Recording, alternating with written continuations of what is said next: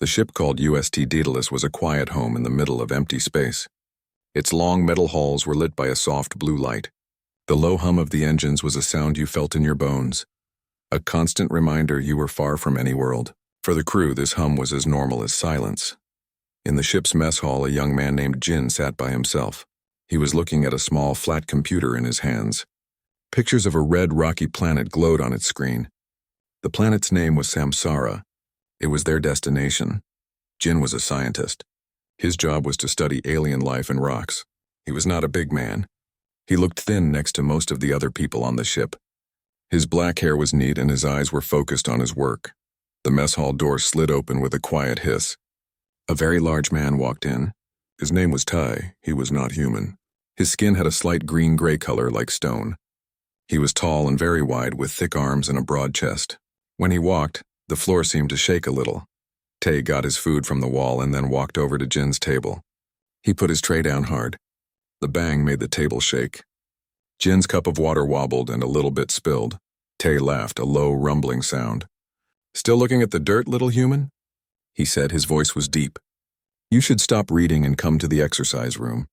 You need to get stronger. The planet we are going to, Samsara, its gravity is very strong. It is more than twice what you are used to. It will crush your light bones." Jin did not look up from his screen. He just moved his cup away from the edge of the table. Another person joined them. This was Sue, the ship's doctor. Sue was also not human. She was thin and graceful with long, delicate fingers. Her eyes were large and dark. She made a soft, clicking sound, which was her way of laughing. "Tai is not wrong," Sue said, her voice like the sound of wind chimes. "The numbers do not lie. Human bones are not very dense. They break more easily than the bones of other species. Your heart and lungs are also not the best. They are inefficient. Your body is not made for hard places." This time, Jin looked up. He looked first at Tai's big smiling face, then at Sue's calm scientific one. He gave a small, quiet sigh. "My job is to study the planet's core," Jin said, his voice even and soft. "I will use machines and sensors. I do not need to run fast or lift heavy things to do my job." From a higher level in the mess hall, the ship's commander watched them. Her name was Mira. She was human, a woman with a calm face and sharp eyes. She saw how Tai and Sue talked to Jin. She knew they thought he was weak, but Jin never got angry. He never shouted. He just kept doing his work, and his work was always excellent. He was the best person on the ship for understanding new worlds. But to the others, his quiet nature and thin body made him look like a problem. He looked like someone who would need to be saved. Later, in the big room where the small landing ships were kept, the crew got ready to go down to Samsara. Everyone was putting on their special suits. These suits were strong and white, with helmets that sealed shut. Tai, already in his suit, which was a bigger version of the others, walked over to Jin. Jin was checking his own suit's computer on the wrist. "Let me see your suit, little human," Tai said. He started pushing on the parts of Jin's suit, checking the seals where the gloves met the sleeves, where the helmet locked on. He was not being very gentle. "I added an extra layer of soft gel inside," Tai said, tapping Jin's chest. "It is for protection, so you do not get a bruise if you fall down." Jin stood still and let him do it. "Thank you for your help, Tai," he said. His voice was polite. It was always polite. A woman walked over to them. This was Hana. She was another human scientist and a friend of Jin's. She heard what Tai said. "He is not made of paper, Tai," Hana said, frowning at the big alien. "He can check his own suit?" Tai laughed again. "I am just making sure. We must take care of our most breakable thing." Jin finally looked at Tai directly. His face showed no anger. It was just calm. "The check is good. Safety is important. My work here is with my mind, not my muscles. But I thank you for your concern." Hana shook her head as Tai walked away, boasting about the strength of his own people. She turned to Jin. "Why do you let him talk to you like that? You are smarter than anyone here." Jin gave her a small smile.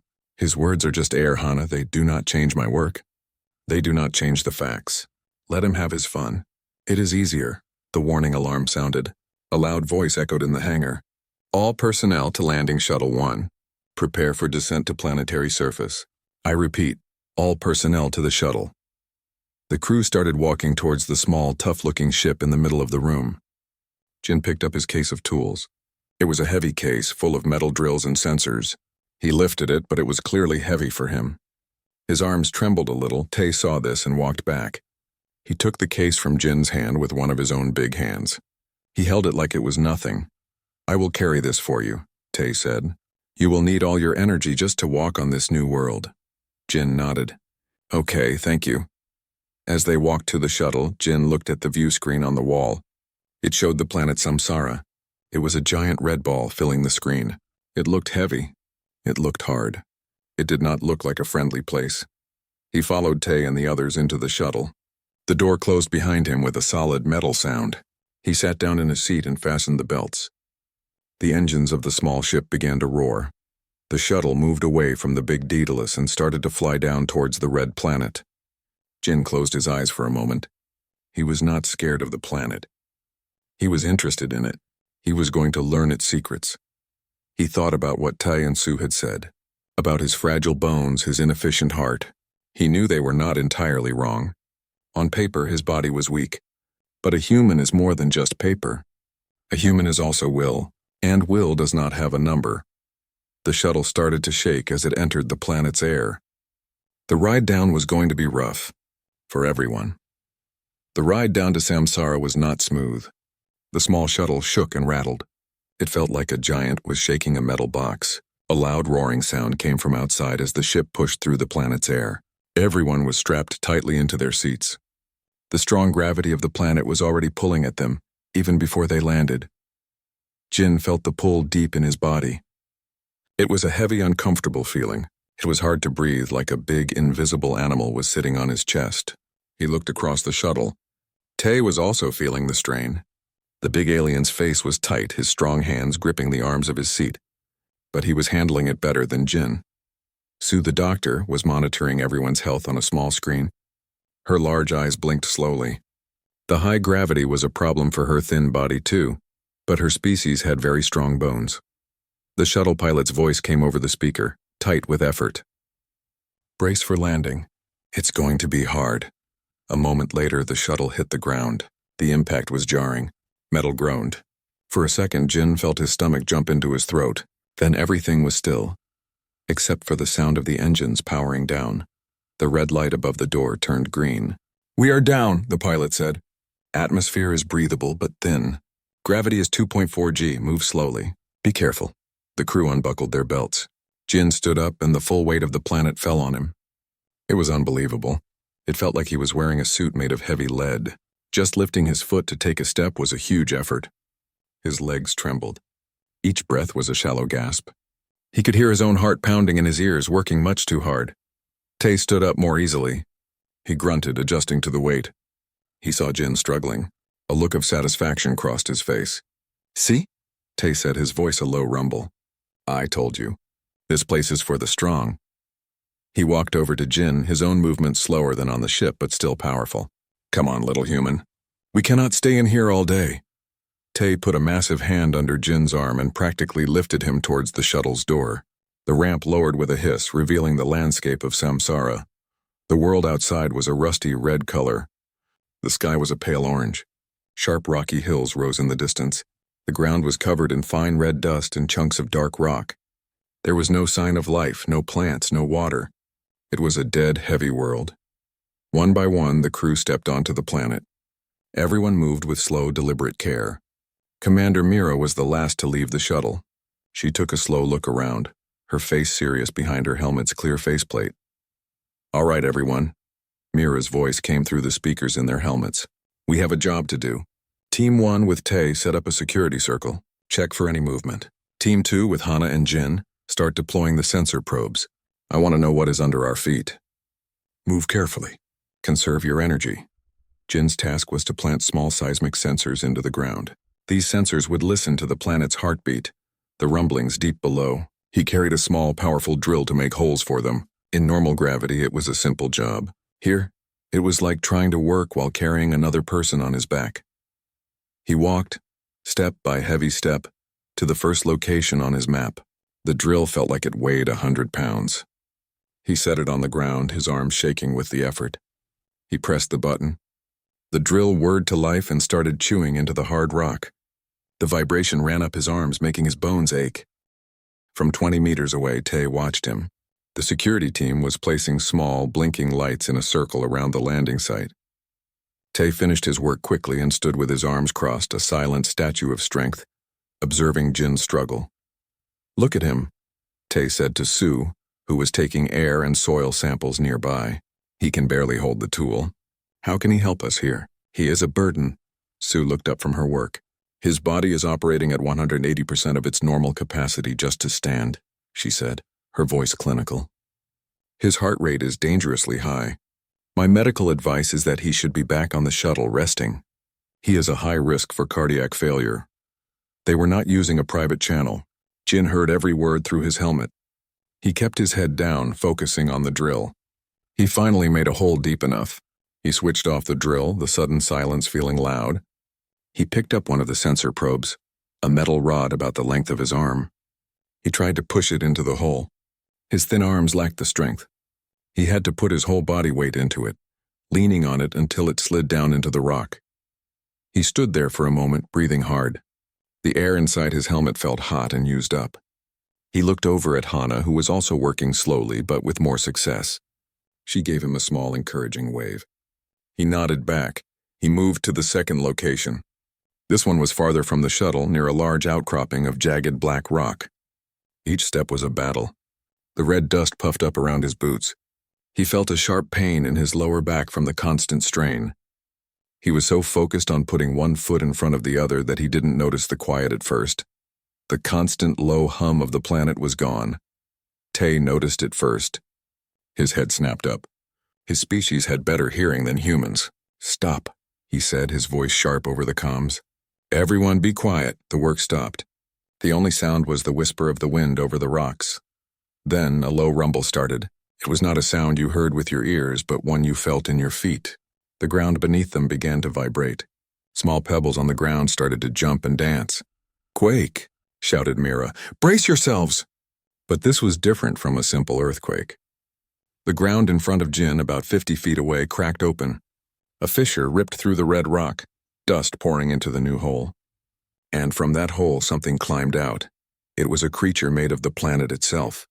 It was huge, as big as the shuttle. It had 6 thick, stumpy legs, and its body was covered in overlapping plates of rock and mineral.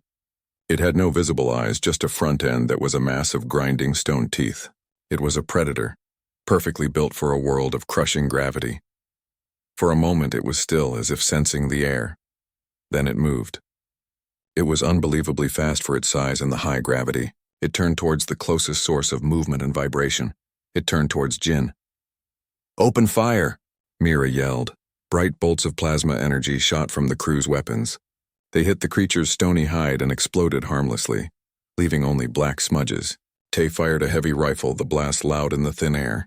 It chipped a small piece of rock from the creature's shoulder, which only seemed to make it angrier. The creature ignored the others. It was focused on the small moving figure by the black rocks. It charged. It was not a run. It was a terrifying fast roll, like a landslide given purpose. Jin was frozen for a second, his mind unable to process the speed of the thing. He turned to run, but in the heavy gravity it was like running in a nightmare. His movements were slow, clumsy. "Jin, move!" Hana screamed over the comms. Tay was running towards him, but he was too far away. "Get down!" he roared. The creature did not bite or claw. As it got close, it swung its whole body. A massive, rock-covered tail, like a giant hammer, swung sideways through the air. It hit Jin. There was a terrible, dull sound, a crunch of metal and something else. The impact lifted Jin off his feet. He was thrown through the air like a doll. He flew backwards, his body spinning, and smashed into the jagged black rock outcropping with a final, sickening crack. Then he fell to the red dust and did not move. A warning alarm blared in everyone's helmet. An automated voice, calm and cold, spoke. "Warning. Vital signs critical. Suit integrity breached. Biosigns for crewman Jin. Lost." On their small helmet screens, the little light that represented Jin's life flickered once and then turned a solid, endless red. Then it went dark completely. He was gone. The world froze for a moment after Jin fell. The only sound was the slow, grinding movement of the rock creature as it turned its attention away from the unmoving body. It had eliminated the immediate vibration. Now it focused on the new sounds, the shouts and the plasma fire. "Fall back. Now to the shuttle!" Commander Mira's voice was sharp, cutting through the panic. She fired her own weapon at the creature's head, trying to draw its eyes away from the others. Tay stood rooted to the spot, his weapon hanging loosely in his hands. He stared at the dark shape lying crumpled against the rocks. The little human, the one he had mocked for being fragile. He was gone. Just like that. Tay, Mira yelled. That's an order, move. The creature took a heavy step towards them, its stone feet shaking the ground. That broke the spell. Tay turned and ran, his powerful legs driving him through the thick gravity towards the shuttle. His heart was pounding, but not from the effort. It was from a cold, hard feeling in his chest. The crew scrambled up the ramp, firing behind them. Hana was the last one up, her face pale and streaked with tears inside her helmet. She couldn't stop looking back at Jin's body. The ramp began to close just as the creature reached the shuttle. It slammed its rocky head against the metal hull with a deafening boom, but the ship held. The engines whined to life. Go, go, go! Mira shouted to the pilot. The shuttle lifted off, lurching unsteadily.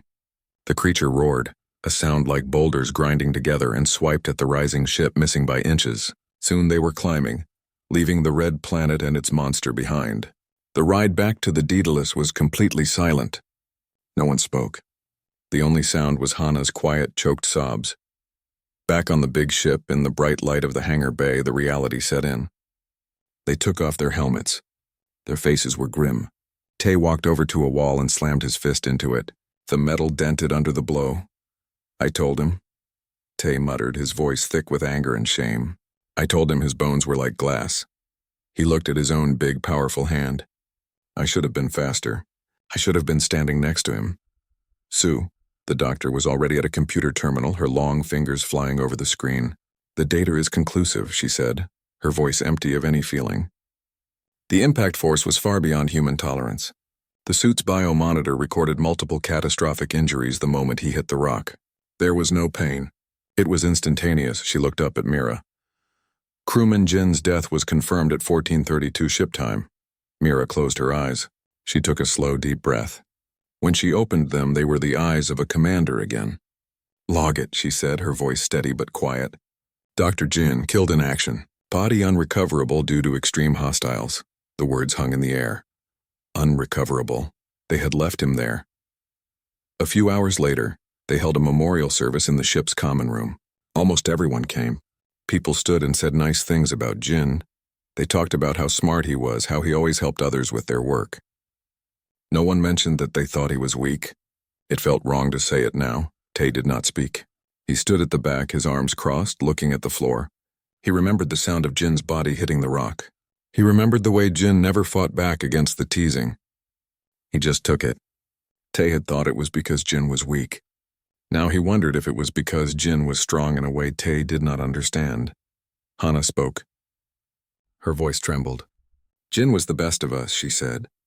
He saw the universe not as a place to conquer, but as a place to learn from. He was curious about everything, and he was kind. She looked directly at Tay and Sue.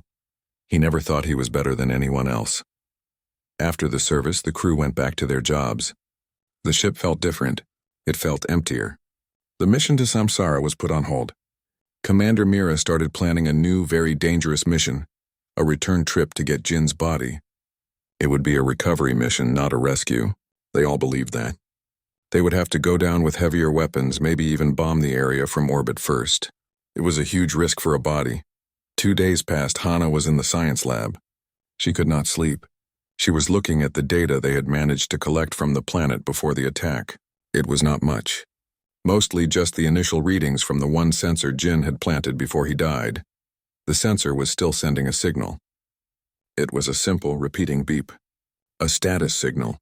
It said the sensor was working and recording the small tremors of the planet. As Hana watched the screen, the signal changed. It stopped its regular beep. A new sequence started. A short pulse, a long pause, then 2 quick pulses. Then it repeated. It was a pattern. Hana leaned closer, her heart starting to beat faster. She knew that pattern. It was an old, simple code. 1 for A, 2 for B. This was not one of the sensor's normal signals. This was a manual signal. Someone had to be physically touching the sensor to make it do that. She ran the code through a translator. Her breath caught in her throat. The message was short. Just two letters repeating over and over. J-I-N-J. I-N-J-I-N. She stared at the screen, her hands shaking. It was impossible. It had to be a mistake. A ghost signal caused by a rock fall or a malfunction. She ran to the command bridge. Mira and Tay were there, looking at maps of Samsara, planning the recovery mission. "Mira," Hana said, her voice high with panic and hope. "You need to see this." She showed them the screen. She explained the code. "It's his personal identifier. The signal is coming from his sensor. Someone is there. Someone is alive down there." Tay looked at the blinking signal on the screen. His face, usually so sure and strong, was full of confusion. "No," he said, shaking his head. "It is not possible." Sue confirmed it. "I saw it. He is dead." Sue was called to the bridge. She looked at the data. The probability of survival was 0, she stated. The biosigns were lost. "This is a malfunction. A rock has likely fallen on the sensor and is causing it to short-circuit. It is sending random noise, but it's a code. It's his name." Hana insisted, her eyes pleading with Mira. Mira looked from Hana's desperate face to Tay's shocked one, and then to Sue's coldly logical one. The signal on the screen kept blinking. J-I-N, J-I, and way-in it was a crazy, impossible risk. To send a shuttle back down because of a flickering light on a screen. It could be a trap. It could be nothing. They could lose more people, but what if it wasn't? Mira made her decision. She looked at Tay. "Suit up," she said. "Prepare a combat shuttle. We are going back down." Tay stared at her. "Commander, you believe this?" "I believe we have a signal we cannot explain," Mira said.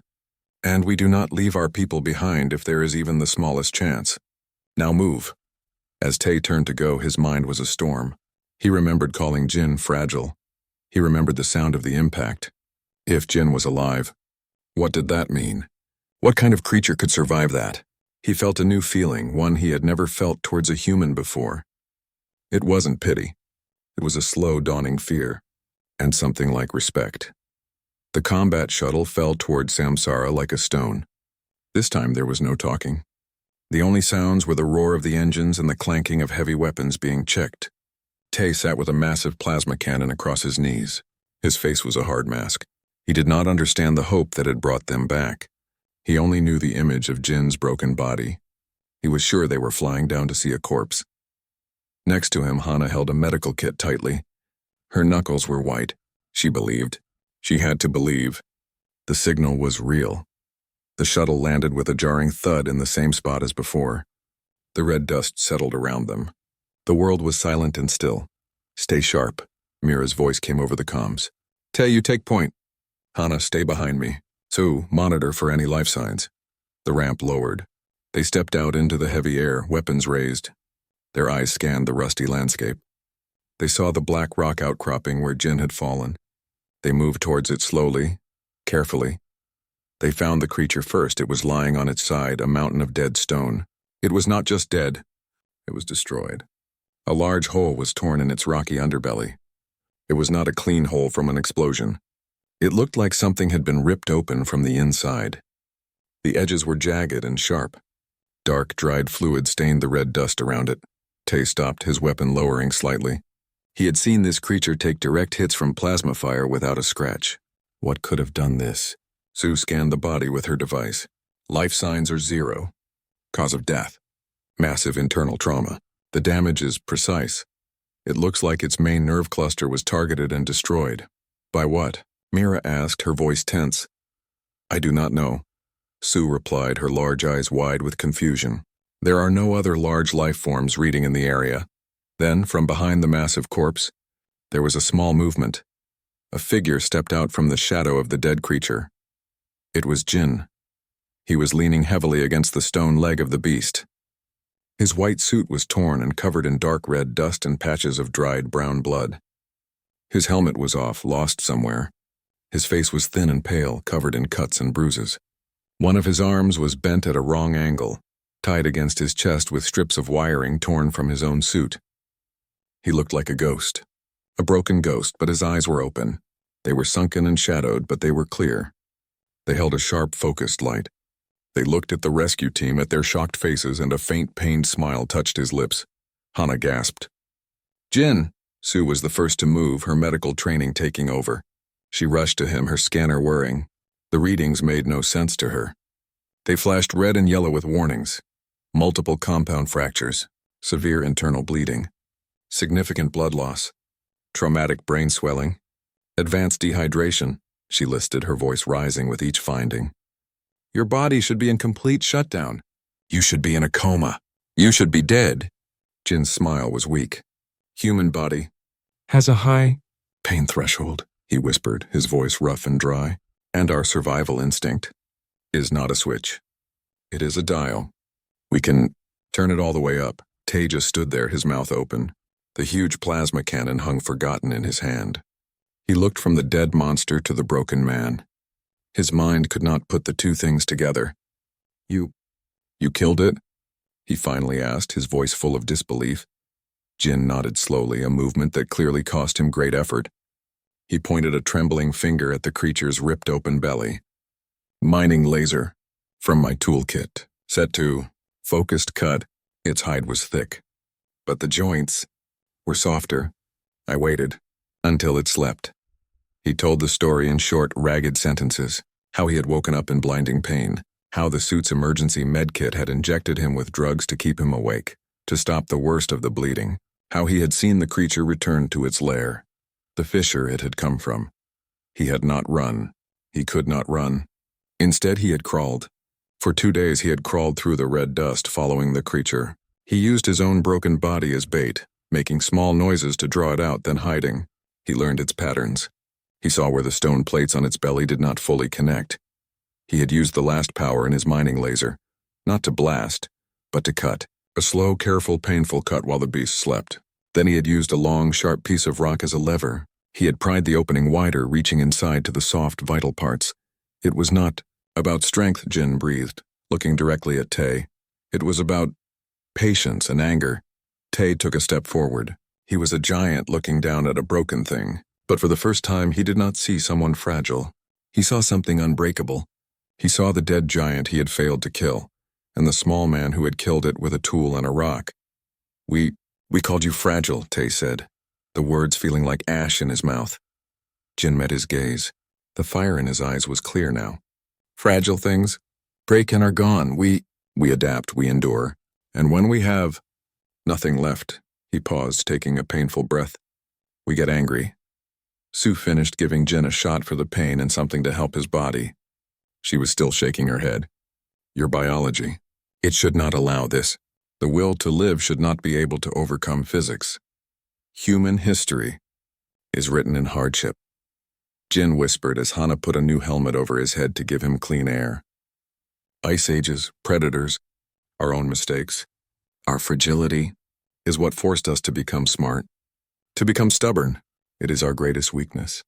And our secret weapon. Tay moved forward. He did not pick Jin up roughly. Instead, he bent down with a respect he had never shown before and carefully lifted the broken man into his arms. He was as gentle as he would be with a sleeping child. Let's go home, Jin, Tay said, his voice softer than anyone had ever heard it. He carried Jin back to the shuttle, past the dead monster that was proof of a strength he had never understood. He carried him not as a burden but as an honor. The medical bay of the Daedalus was the cleanest, brightest place on the ship. It smelled of clean air and medicine. Jin lay on a soft bed, his broken body connected to quiet machines. The cuts on his face were already starting to close. The deep purple bruises were fading to a pale yellow. So the doctor moved around him, checking the screens. Her large eyes were wide with a feeling she rarely felt. Wonder. She looked at the medical scans. They showed the truth. Jin's bones had been broken. His organs had been bruised. He had lost a lot of blood. But now his body was healing. It was healing faster than any of her medical texts said was possible for a human. Your cell regeneration is remarkable, Sue said, her voice quiet. She pointed to a screen showing the bone in his arm. The broken pieces are already joining. It is like your body has decided it is not finished living yet. Jin gave a small, tired smile. He was clean now. The red dust and blood were gone. He looked thin and pale against the white sheets. But the fire in his eyes, the one they had seen on the planet, was still there, now calm and steady. We are hard to kill, he said simply. It is our only real superpower. The door to the medical bay slid open. Tay stood there. He looked awkward, like he did not know if he should come in. He was not holding a weapon. His big hands were empty. "Can I come in?" Tay asked. His deep voice was soft. Jin nodded. Yes, Tay walked in. He stood by the bed looking down at Jin. He did not speak for a long time. He was remembering all the things he had said. He was remembering the sound of Jin's body hitting the rock. He was remembering the dead creature. Finally, he spoke. "I was wrong," he said. The words were simple, but they cost him a lot to say.